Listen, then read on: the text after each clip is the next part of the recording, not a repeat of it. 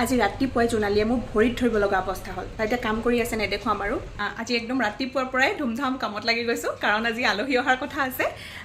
আৰু দেখিছেই নহয় ঘৰ কেনেকুৱা মানে উল্টা পুল্টা হৈ আছে, এইফালে গাড়ী উল্টা খাই আছে। আৰু আজি ৰাতিপুৱাই মানে ঘটনা এটা ঘটিল।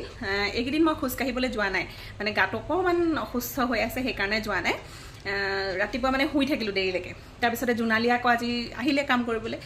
ঐ বাই মই আহিলোঁ এনেকৈ বুলি কৈছেহি।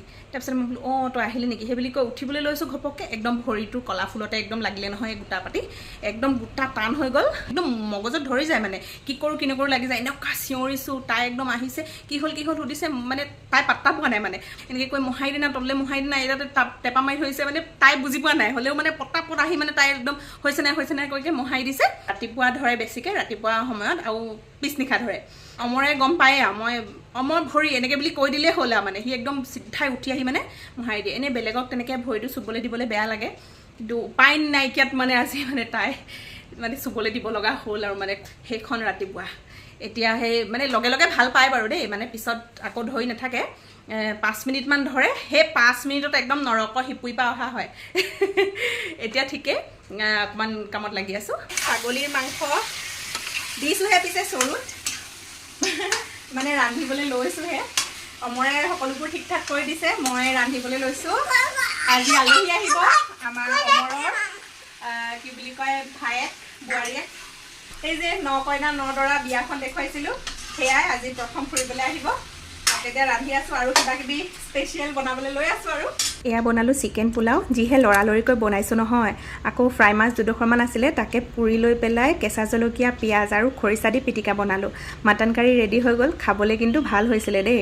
আমাৰ নতুন দৰা কইনা আহিলে কিবা এটা উপহাৰ দিয়াৰ নিয়ম এটা আছে নহয়, তাকে চিম্পুল মেখেলা চাদৰ এযোৰ, আকৌ গামোচা এখনটো লাগিবই, আৰু গেঞ্জি এটা, তেনেকৈ সাধাৰণকৈ এটা উপহাৰ লৰালৰিকৈ বান্ধি ল'লোঁ। আমাৰ পিহুৱে আকৌ ৰৈ চাই আছে দেই। যিহেতু ঘৰৰে মানুহ, চবেই একেলগে বহি খাওঁ বুলি সন্মুখলৈকে চব আনি ল'লোঁ।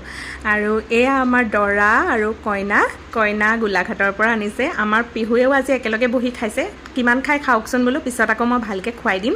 এইফালে অমৰে খাইছে, আৰু সেয়াই প্লেইন দালি, ভাত, তাৰপিছতে মাছৰ পিটিকা, মাটন, পোলাও, আৰু এইফালে বুটৰ চাটনি বনাইছিলোঁ তেনেকৈ আজি, আৰু পাপৰ ফ্ৰাই কৰিলে অমৰে।